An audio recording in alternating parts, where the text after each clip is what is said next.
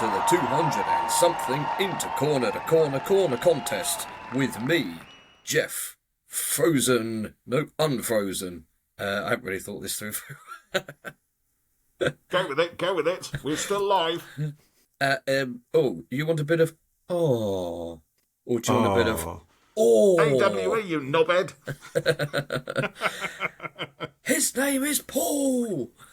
Yes! Glitter guns, everything, snow spray, the works. Hello, darlings, I'm here.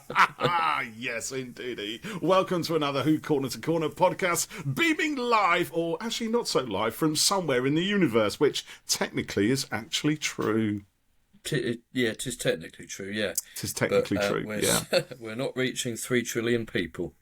No, we're not. And sadly, you're not Rylan either. So, no. What do? You do things on a budget, on a shoestring. You get what you get, people. Yes. That's all I'm saying.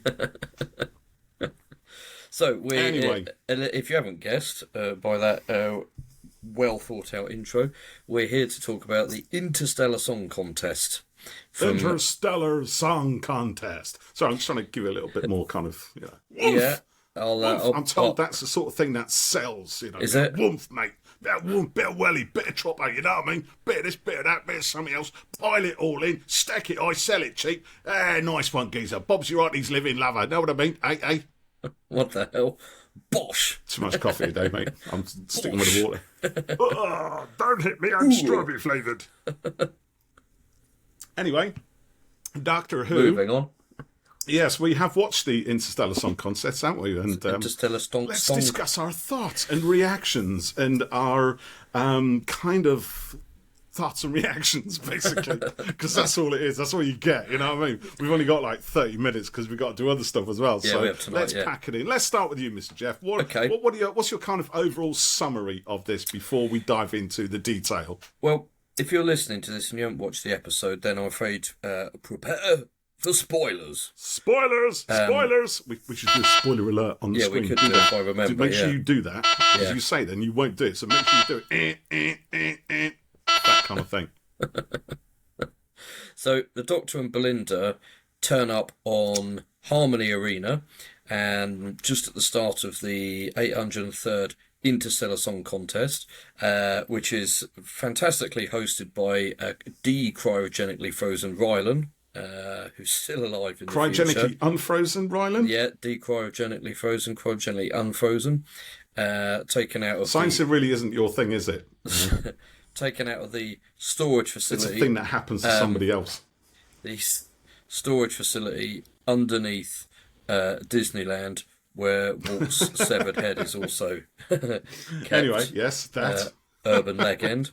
And then they're sort of getting into the Interstellar Song Contest, and then Kit, a Helion, a horned humanoid, horned humanoid, gate crashes the control room with the intention of getting revenge on the corporation, mysteriously known as, who bought his planet of Hela. Was it? Is that how they pronounced it? I think so. Basically obliterated it for honey. Honey, it wasn't even honey, it was honey flavouring or something, wasn't it?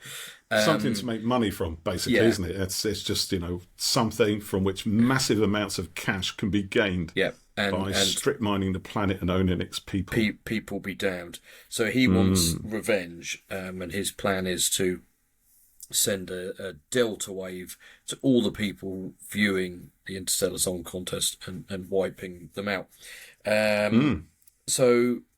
And then that was well summarised, that, mate. Lots of stuff happens, and I managed to do that. And my son decided to join to watch tonight, which was very nice. How old is he now? He's 10, nearly 10. 11. Wow, okay, so that's a good age to be watching Doctor Who. Yeah, and he did quite like it, but I was pausing every couple of seconds to answer questions. And I remember those days. He's still a little bit confused about actors, and like when the doctor got they scanned him and he said he's got 2 hearts, and Ethan went, does he really have 2 hearts? I said, no buddy, he's an actor. And then when they stabbed the thing in his chest, he said, "Did that really hurt him?" I said, "No, he's acting." So Bless him. it's funny, you just sort of take it as a given. But like when I watched Avatar with him, he thought they were real. He had no concept that it wasn't. Yeah. So lovely, really. So yeah, that's kind of my potted summary of tonight's episode. Do you want to go first with your thoughts and reactions, or shall I?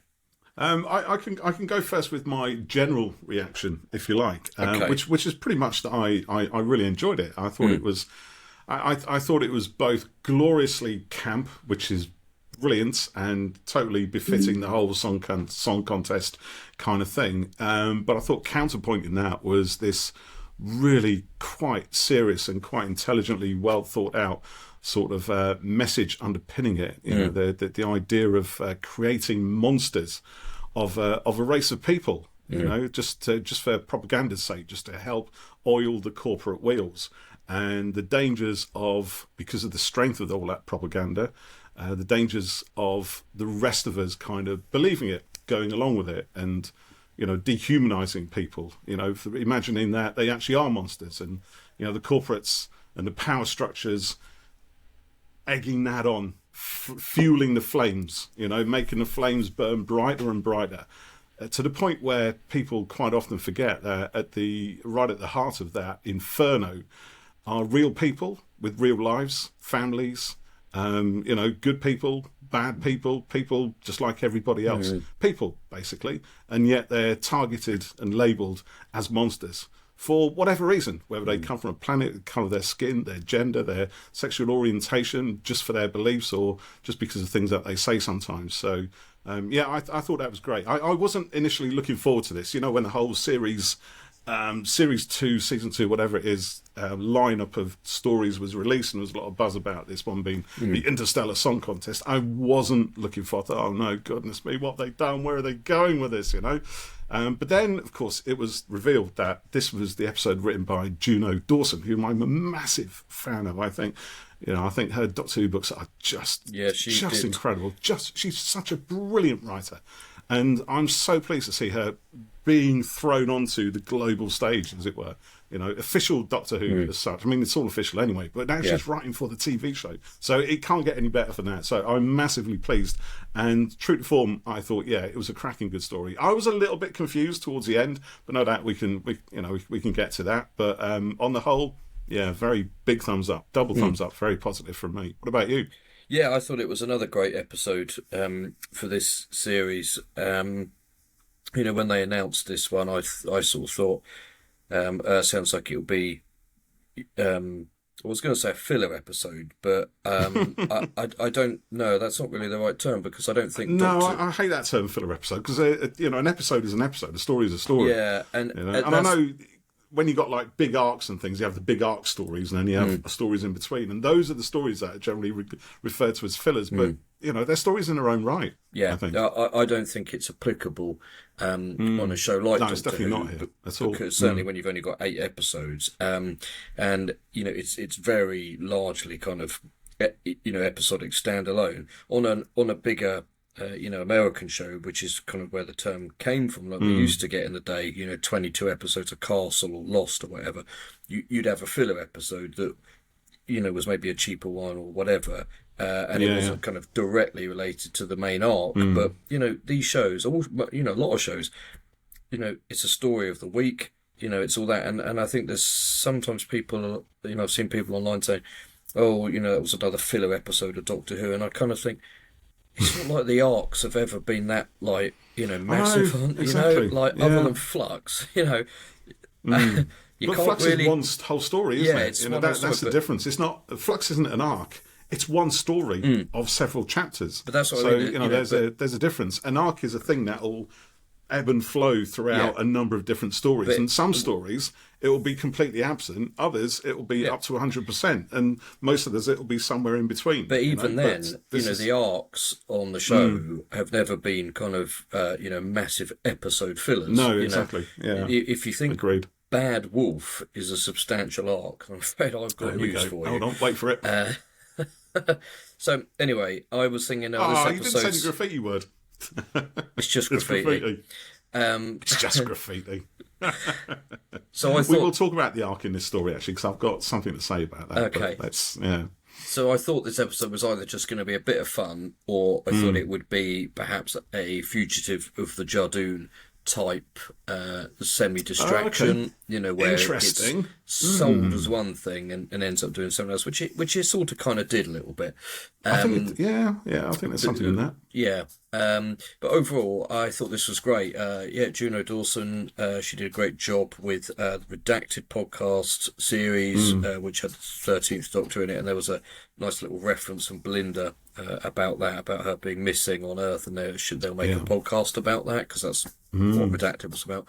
And she also wrote the Good Doctor novel, Which I love. Yeah. which was great. Really she's enjoyed obviously that. done many of her own, books as well.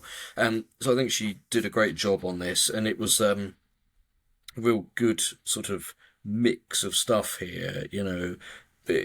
Fun, silly, but then kind of exciting, and sort of dangerous. When the freaking Mavity bubble thing popped open or whatever Didn't it was. like that, but hey, and they all, drifted up into space and stuff. And they said in advance this was the most expensive episode of Who ever. And I thought I can believe it. Oh yeah, I thought the CG work and the sets and all that stuff was excellent. Tons of prosthetics. Really so good. I could really see, why that was the case. And then of course it sort of takes a bit of a darker turn a bit later, and the Doctor is. Well, I mean, it's quite dark when everybody's getting blasted out into space. We think they're all dying. Yeah, and of course the Doctor, which is pretty hard. Planned, did something to kind of save them all in advance. But yeah, the Doctor ends up being, furious and becomes vengeful, and he's quite. I wasn't so keen on that bit, to be fair, but well, that's interesting because. The Belinda said, this isn't like him, and I did see a tweet earlier that said the Doctor was sort of out of character here, and I was thinking about it, and Ethan was watching it, and I said, oh look, the Doctor's gone too far, and I was trying to explain, that Kit was doing something bad, but the Doctor was, stopped it, but gone too far with his sort of punishment of him. He didn't. He was a bit confused. Why the Doctor is supposed to be the goodie, the hero? Is he hurting this guy even though he's a baddie? So that was a slightly tricky one for him to end up sort of being the first major one he's watched in a long time. Imagine. I mean, who do you think the Doctor is if this is your first episode watching it? Yeah, because until that point, I thought.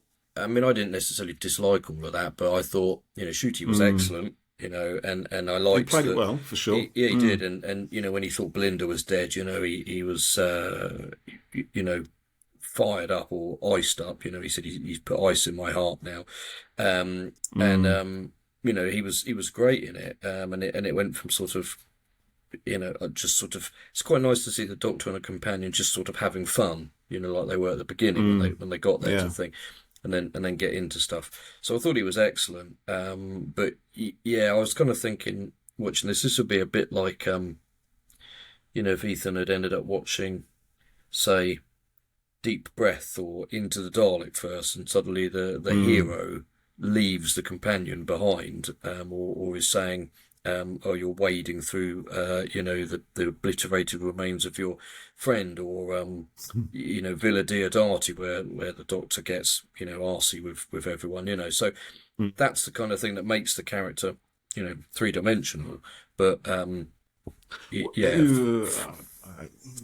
Yes, it is, in a way, but I think it's quite often... I mean, this wasn't necessarily a trait of the Doctor in the old days. No.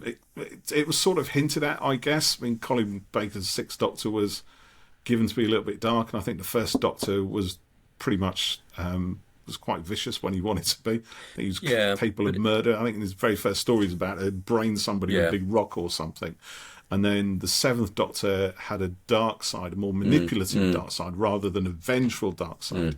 But we didn't really see that manifest itself to a huge extent until we got the 10th Doctor and the whole Time Lord Victorious thing. And it seems to be a consequence of the Doctor acting on their own, right? So when the Doctor is without companion, without somebody to hold them back, then, you know, it all kind of kicks off. And that ties in, I guess, with this story because he thinks Belinda is floating in space somewhere. Except, doesn't he say they're all alive and frozen because of a thing that he did? So if she is up there, he knows she's not dead. Well, that's where I start getting a little bit confused. Yeah, I can't remember what order it all goes in, but yeah, he was hoping that, I suppose, and it was only when he thought about Rylan and the cryo stuff that he realised he could kind of get them saved. Right. You know, I must admit, I was a little bit confused by the resolution. I think he kind of preempted it. You know, with the submarity nonsense, and hope that they would be recoverable. I wish to God they just drop it. I know. Drop it. It's ridiculous. It is. Please, for the love of God and all that is sacred, just stop with the Mavity.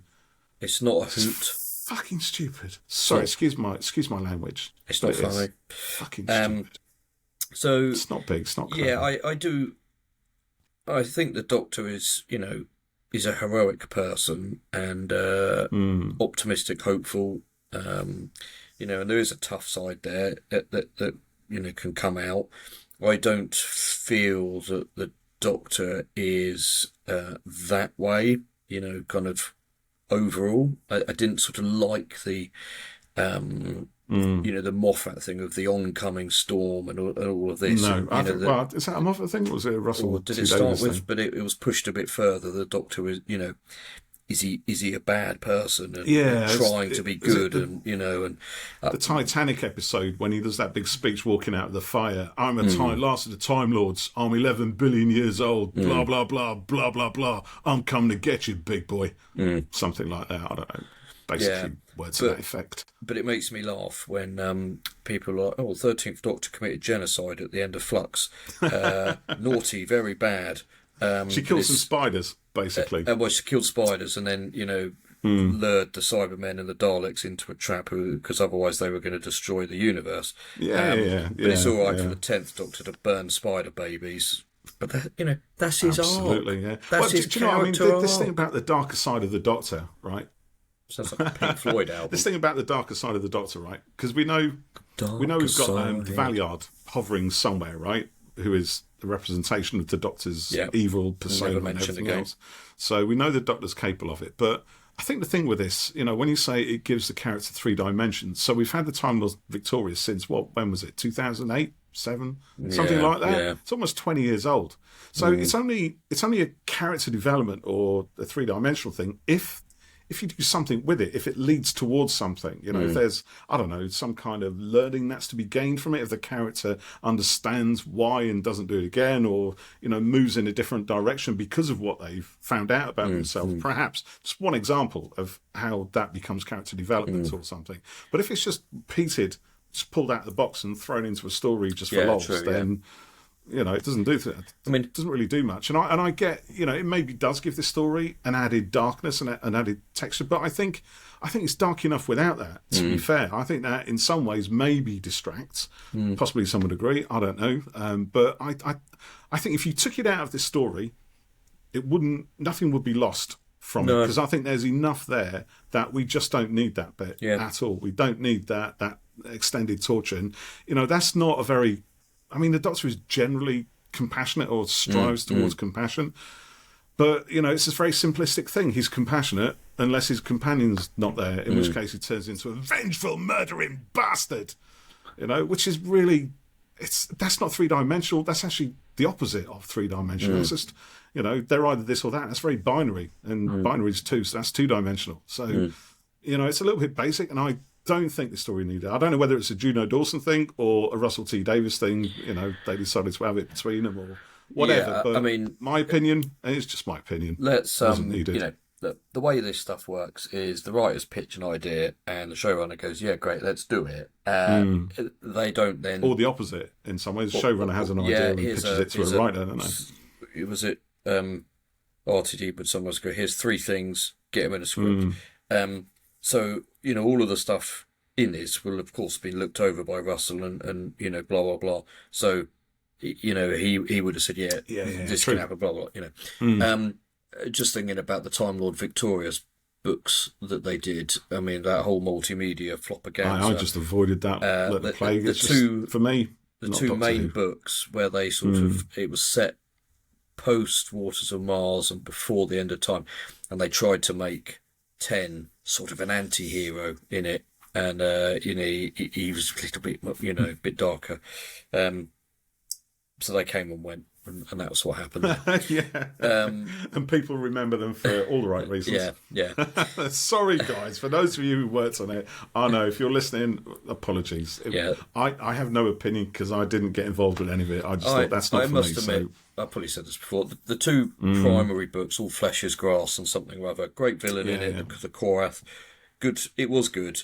But I don't think we needed, 8 audios with the 8th Doctor that leaded into it and all that, it maybe. just sort of didn't quite work for me. Anyway. Yeah. So anyway, moving on. Yeah. I thought this episode was great. Fantastic production values on it, great prosthetic work, all of that stuff, really good. What did you think of Susan? That was a surprise for me. I didn't know she was going to be in it at all. That was one thing I was spoiled on. I did. Oh, was this the spoil thing? Yeah, because I texted you and I stayed off Twitter yet again. All day. This is the second week in a row where you've texted me saying blah blah blah, lots of swearing. Yeah, I've just been spoiled. I dipped into Twitter X. I'd open it up so I could post. Please can we have your thoughts? And I saw that picture, and I was like, oh well, maybe that was some Tales of the TARDIS. And then I didn't know about the rest of the stuff with Mrs. Flood until the BBC press office email came in. So thanks for that. No, mate. Oh dear. Oh, what's this? So oh dear. But I mean, that was kind of... When did that email come in then? Because it wouldn't have been in... Oh, but you didn't watch the episode till later on, did you? No, you put the kids to bed. It came in... Their emails always come in at like 3 minutes to the hour, and it says embargoed until the hour. So you're like, oh right, okay, you got 3 minutes to get this news out. So you can write your online piece before the episode goes out and time it so it's right there. 3 minutes, yeah. So yeah, bummer. I mean, that was quite good. It was really good seeing... It was Susan it was beautiful. Back. Part of me was a bit like, oh, here we go. I've had a message to myself. It's a bit nonsense, but I did, really like seeing her, and I think we were teased a bit last series that maybe Susan Triad was going to be Susan. So I wonder if there'll be more payoff with that in these next 2 episodes. I hope so. I'd love to see her back in a good way. What I liked about that little cameo flashbacky thing is that it was Carol Ann Ford as she is now. Yeah. Not like an image from how she was in the 60s, 70s or 80s or whatever. It's, that's her now. She'd have gone into a studio to record that. Oh yeah, she was in the TARDIS set, right? Yeah, she was in the TARDIS, yeah. To get her in, just to do a little quick piece like that, waste. So hopefully there is going to be something of it. It's possible they only had Joe Martin back last week for like 6 seconds, but I sort of find that slightly hard to believe. But it's kind of heading towards, don't you, when they get the Doctor's old companions, family, past selves, and what have you in. What a Journey's End type thing. It could just be that, yeah. I'm thinking more like a regeneration, or no, sorry, we don't get regeneration anymore. We get bi-regeneration. Well, next time we try regeneration, and there'll still be a tenant in the mix. I started off by saying I love this story, but all I'm doing is picking out the things I didn't like about it. No, you're not really. But they're all the things that are part of the series tapestry now, aren't they? Bi-regeneration. Yeah. Mavity. The Dark Time Lord Doctor, last of the Time Lords. Good name for a band. I did like that. That was good. Yeah, but it's a common. It seems really, really, really common in Russell T Davies's Doctor Who that we're going to throw this. They're just underpinning almost every episode. Yeah. So I find it really boring. What it does, it just limits it limits the potential for the story just to flower out and be its own thing. You know, fuck off with the Mavity thing. Forget about having a Doctor's dark side, unless you're going to show us something different from it, unless a character is going to move from that and learn something from it, and just, you know, stop with all the bloody tropes. Just give me something original. And the thing is that, you know, I have seen people say about this online as well. You know, these are, you know, near 20-year-old, you know, things last of the time. That's what I just said. Yeah. Since whenever. Move on. And then the timeless child happens, and it's actual events and developments for the Doctor and things that affect the Doctor, and you know, people are still whining about it, you know. But then we get but they've had 20 years to get used to the other stuff, so it's just part of what it is now. 20 years time from now, mate, people won't bat an eyelid about no, probably not, child. because I imagine, you know, discovering in 2005 that he's the last of the Time Lords was a shocker to some people, you know. But it worked well, you know, for the reboot, as it were, you know. Excuse me. Survivor guilt. So yes, I liked seeing Susan, and I hope there's a bit more there. So, what's your thoughts about Mrs. Flood? Right. Okay. So, you know, when the Master was revealed in Spyfall, and then before that in Utopia. Yeah. And it was a massive moment, right? Straight out of the blue, you know. So was it Mr. Saxon, the Prime Minister, turned out to be the Master, and Mrs. Saxon had been throughout the episode, throughout the series in a similar way, or Mrs. Flood has also been throughout 2 series now. But it was quite a moment. I remember that last 15 minutes of Utopia, essentially the only good bit in the entirety of that story. Yeah.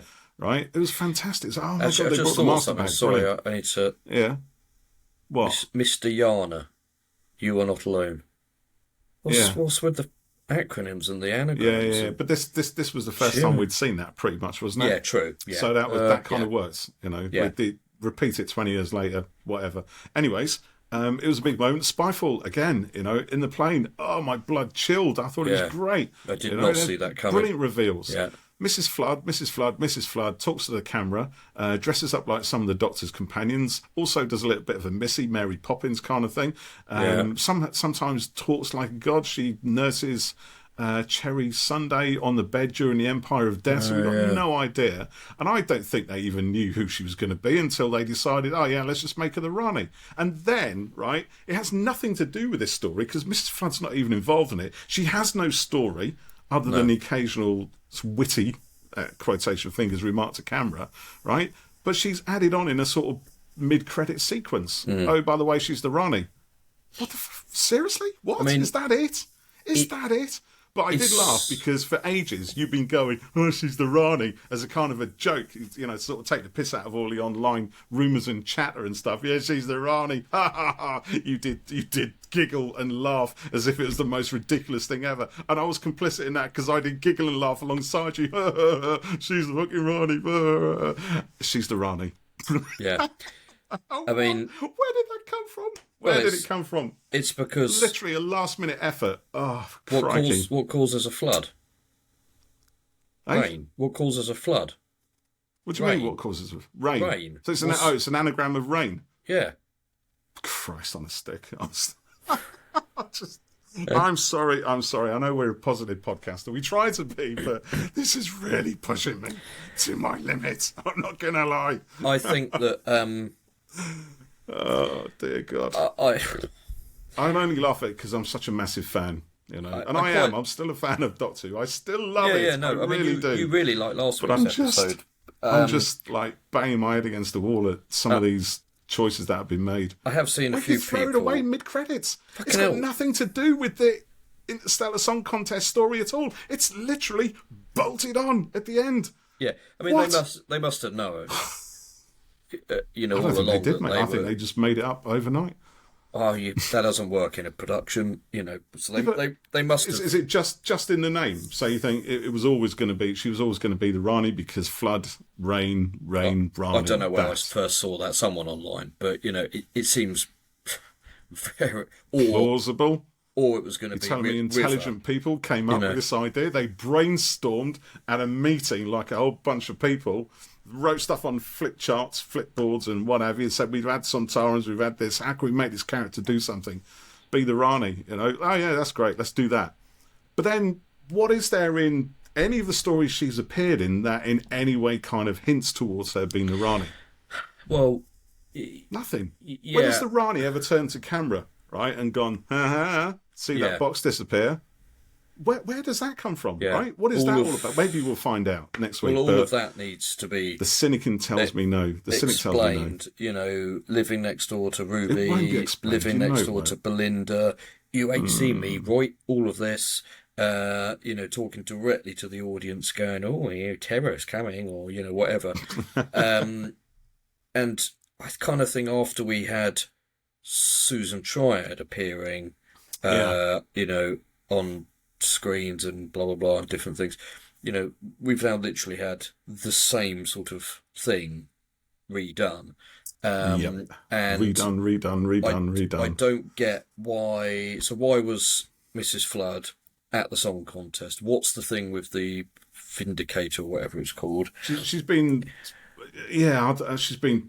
siphoning off its energy somehow. She's been tapping into it to do some nefarious scheme. So the Rani in old Doctor Who is like she's a genetic scientist. You know, she's biology, or you know, she messes with people's biologies and genetics and stuff like that, right? She changes you know, people from the inside out almost. She changed young Luke into a tree. You know, she brought dinosaurs back from whenever.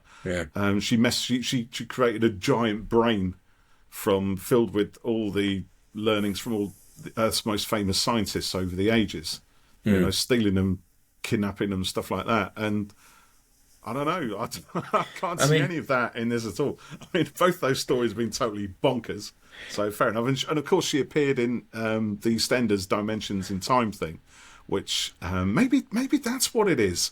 Maybe that's what it gets back to. Actually, I never thought of that. Oh, God. You remember Dimensions in Time, right? I've not watched 30th anniversary thing. But you know what? It's I haven't watched it.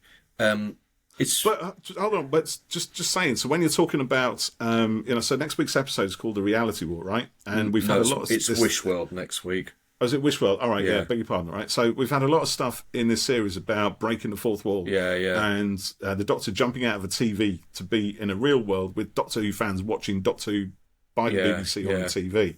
Right, so maybe the Rani's nefarious schemes, maybe as a consequence of the Albert Square EastEnders Doctor Who mashup that happened in 1993, I think it was. Maybe this is that kind of thing. Maybe it's Dimensions in Time spread across. Well, I don't know. I'm reaching now, people. But who knows? Anything can happen in this crazy world. If they do that, it feels like a very obscure reference for anyone other than hardcore fans. Do that. And I also think, sorry to say, but Susan appearing, anyone who's kind of been newly watching the show is going to go, what the hell is that? Ethan said, who's that lady that keeps appearing? Who's that lady? I said, well, she was his granddaughter 60 years ago. 60 years ago, you know, he said, have you seen that son? I said, yeah, not 60 years ago. I'm not that old, son. Not that old. Oh, actually, that's quite interesting. Shall I tell you what Freya made of it, actually, since we're talking about our, our young ones watching this? I just want to say, before you do that, and I forget, with Mrs. Flood, she comes out of the defreezer thing, and then has, you know, bioregenerates. God, so if she hadn't been at the Interstellar Song Contest and hadn't ended up being sucked into space, she then wouldn't have effectively biogenerated. So that whole thing, when you kind of look at it, you're like, that doesn't really work. It's ridiculous, right? Yeah. So everybody who was, all the other humanoids, aliens, whatever, everybody who was at that song contest, we're guessing, survived, right? They were brought through individual cryopods or the slightly bigger ones that they turned in, you know, the audience pods into. And they all survived okay. So by my understanding, having watched Doctor Who for the last 50 years or whatever, right, the Doctor regenerates when, you know, on death, right? Yeah. So the Doctor isn't strong enough to survive a process, or Time Lords or the Rani isn't strong enough to survive the process that everybody else in that arena probably survived. Yeah. I don't know.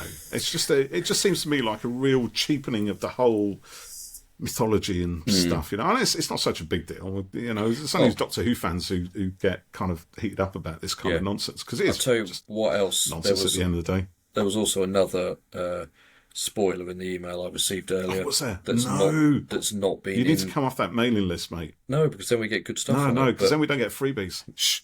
No, it's just press release. We've had stuff for a little while, Geoff. What's going on? Get on it, mate. I don't know. Anyway, I also want to talk about Freddie Fox. What did Freya think? Who's Freddie Fox? The horn guy. Oh, was he the horn? Oh, was he the horn guy? Yeah. Oh, right. Yeah.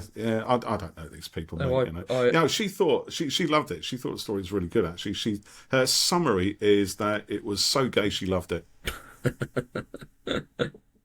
I did quite like confetti cannon to safety. That was good fun. But that's about the only bit of science in there that actually works. So, because all you need is something that is going to give you thrust, and it'll propel you in the opposite direction to the thrust with the exact same, velocity as the other way. So that works. Everything else now is complete bollocks, but that actually works. It's Mafferty, isn't it? I thought Freddie Fox was really good in this, and I thought he was brilliant.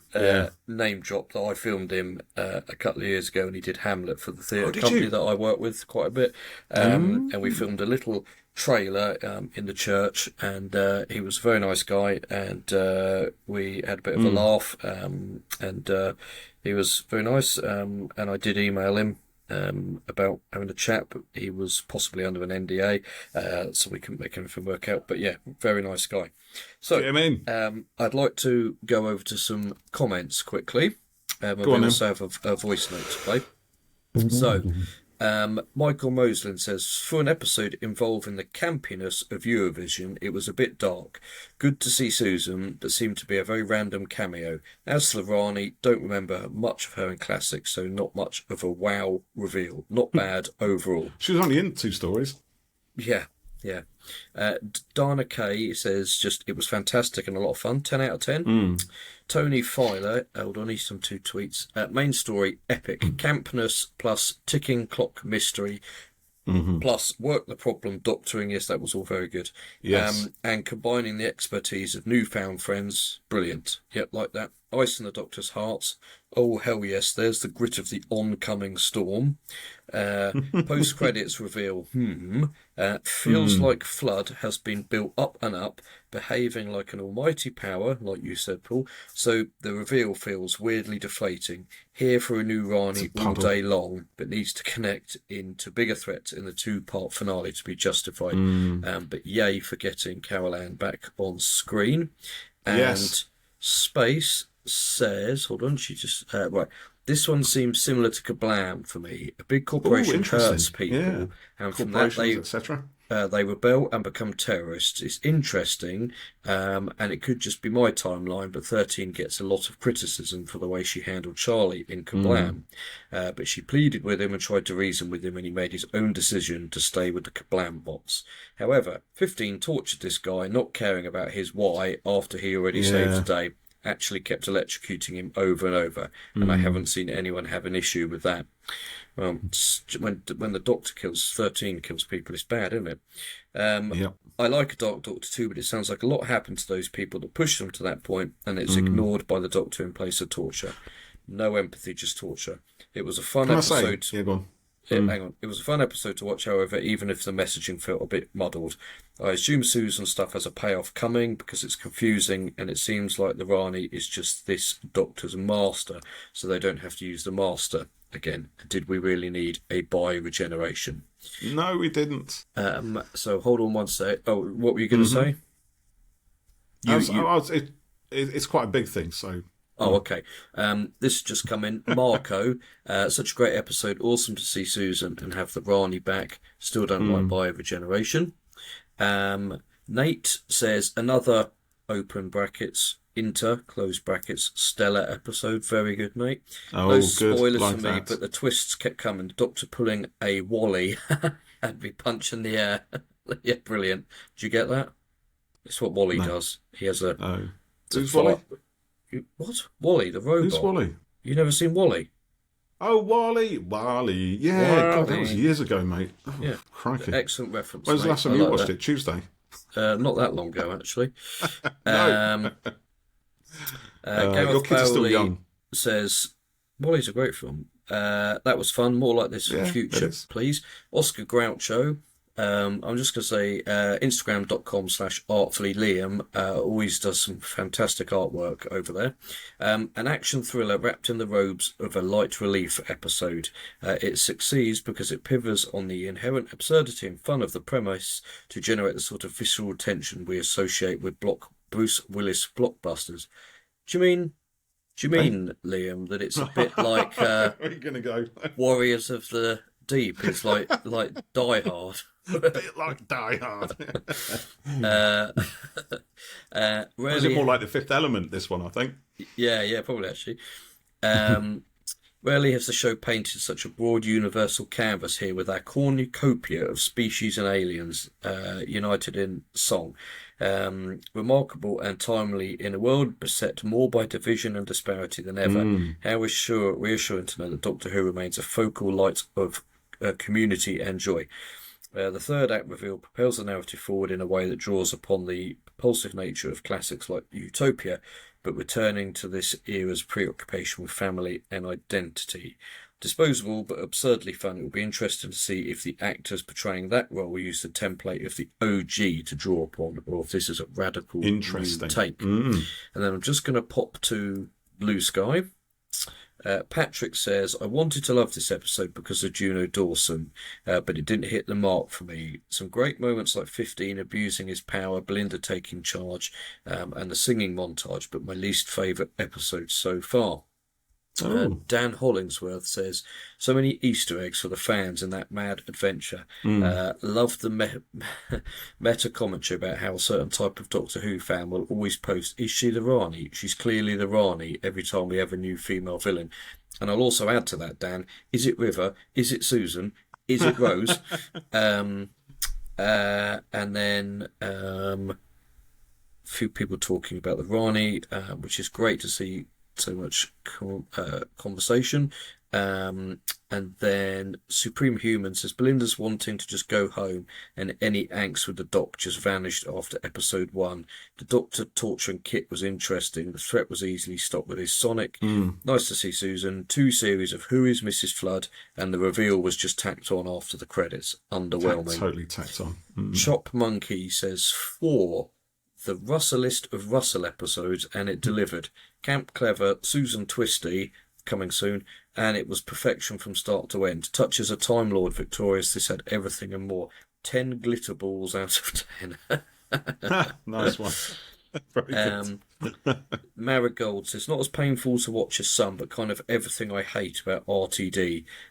I'm actually floored that the Mrs. Flood reveal is what we've all been talking about as the most boring possible outcomes for months, and there are some people who are excited for it. Sigh. That's the way it goes. Some people love those things, others don't. Yeah. So. Baggy, okay, you asked. Loved it all until the big reveal. Flood. Reheated idea and was the most obvious in plain sight riddle solver of all. Not sure if I'm interested in the finale. On the bright side, give Juno Dawson, cast crew and Shooty their flowers. They were brilliant. Yeah.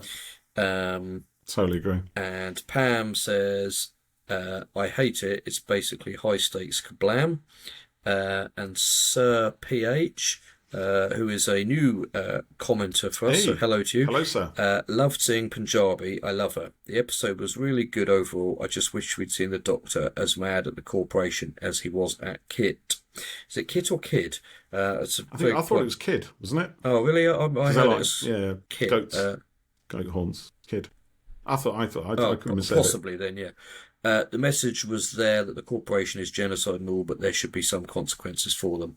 Looking forward to the finale. So did anyone comment on Facebook as well? Let's just have a quick look, see. Move you quickly there. 5 notifications. You're moving me around the screen. Yeah, I get a little pop-up when I go out of the main Riverside tab.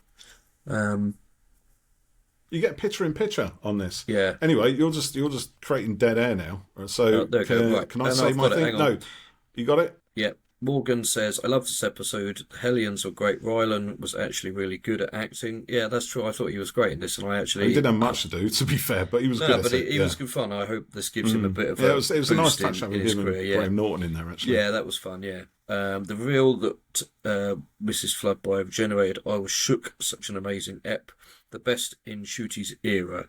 We need Juno as the Interesting. next showrunner. And Samantha Lee Shank says the most disappointing thing is how powerful this could have been as it was an average ep. I'm livid at RTD for creating another Time Lord that likes calling themselves a Time Lady. This is not a thing in Classic. It was not a thing for 13, and in 2025 it shouldn't be a thing now. So Not a fan there. that is a fairly mixed response there. It is. You know, Very and I leaning think, positive, but I'm also going to say, sorry, I'm going to drop something controversial. Taking Al's controversial comment of the week. This has been a pretty banging season, and some people think it's been the strongest since Series 4. I'm sorry, you obviously haven't watched Flux. if they watched it and As you didn't were, really Paul. get it, perhaps. Probably. It's a bit mashed. Genocide. Anyway, can I on. say my piece? Yeah, we got someone else to do in a minute.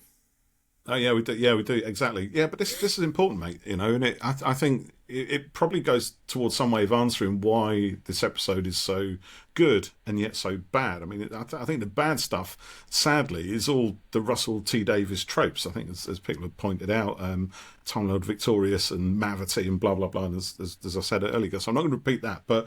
You know, the big key message for me in this story is, as I said earlier, about that whole dehumanization of a race of people, you know, which sadly goes on right now in loads of different places around the world. And, you know, and the people who run power structures, corporations, governments, whatever, they're complicit in this, and they buy our complicity alongside it. And the majority, I say it's a majority, I don't know the stats, but it seems that there's a majority of us all too willing to go along with that and believe the propaganda. You know, we believe that these people are bad, they're evil, they're ruining our children. You know, they're somehow inserting their agenda into our books and our films and our very culture and the very essence of our being. We should save ourselves from that. No, we shouldn't. You know, that's what progress is. Progress is about learning to empathise with people, about understanding who they are, who they want to be, where they come from. It's about understanding that, you know, people aren't made monsters, or they are made monsters. It's about understanding people as people rather than the monsters that the propaganda would tell us they really are, you know, they really are. But all too many people just go along with it. And I think the opportunity here is for the Doctor to show us that. And he doesn't. Instead, he actually becomes, he becomes a monster himself, right? Yeah. By torturing the monster. So Kid is the monster. Now, so Kid has made this decision to be the monster that they all say we are. I think those are his lines in some way, right? You know, I'm going to be that monster. Why not? You all think we're monsters? Well, I'll show you what that's really like then. I'm going to literally kill trillions of people because you've done that to us. Yeah. You know, in a way, he's fully justified to do that, but he can't do that because that makes him worse than the people who wrecked his planet. He has to be better than that. The Doctor could show him how he can be better than that. But what does the Doctor do? He tortures him. Yeah. And that is not what the Doctor should be. The Doctor should never be the instigator of that sort of message in a story about compassion, or in a story that needs to show us the value of compassion and empathy. Because we are surrounded, you know, the whole idea of compassion and empathy right now in 2025 is like a dwindling circle, a dwindling bright circle on your TV screen when you switch it off. It is disappearing.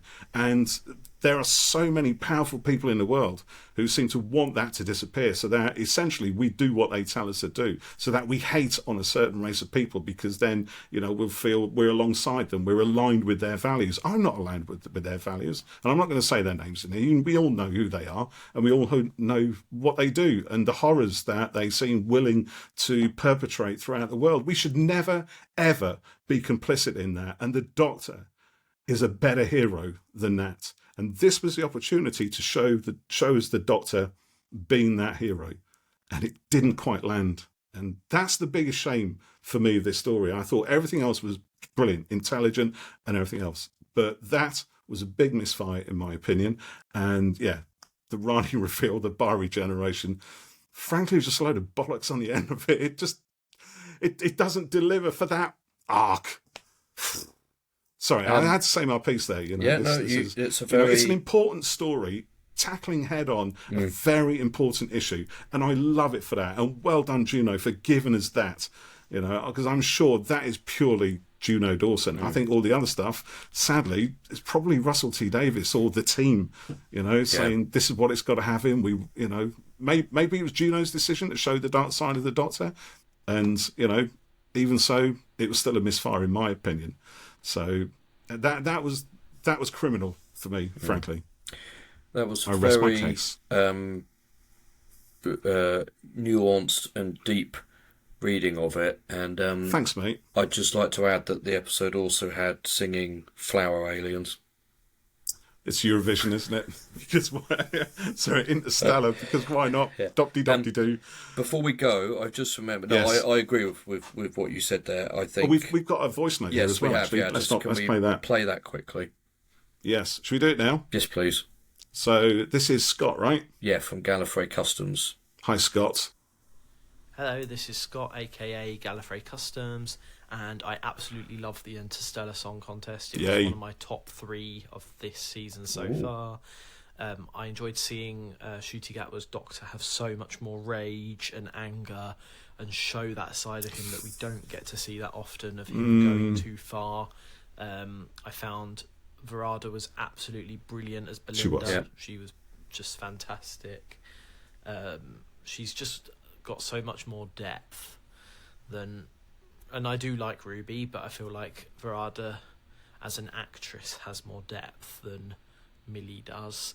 I liked the political undertone of the episode. I thought it really worked. It wasn't too much. It was like the perfect balance between good story and political meaning.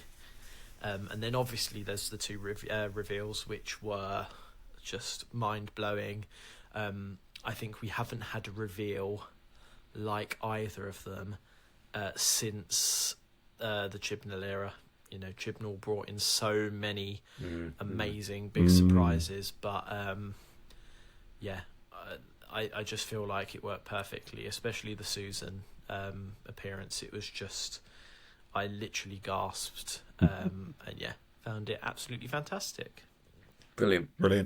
Well done. Scott. Thank you, Scott, for that. Yes, I would agree with some of that, but you know, we all have our opinions. I always don't we? find it so interesting how people, you know, interpret things and how they relate to them.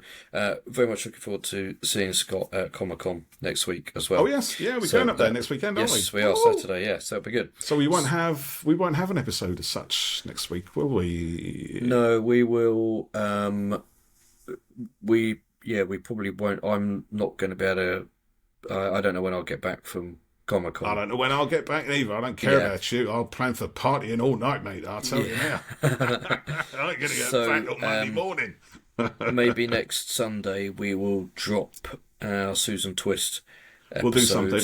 And then perhaps we'll do the finale and Wishward as a double bill bank it. or something, yeah. But anyway, we should wrap this up now because we need to go and record something else. Okay. Sorry, listeners, about that. Geoff needs to go and record something else. Yes. So you'll see that soon. Oh, my good Lord. So take care. Thanks for listening, and we'll catch you soon on InterCorner to Corner.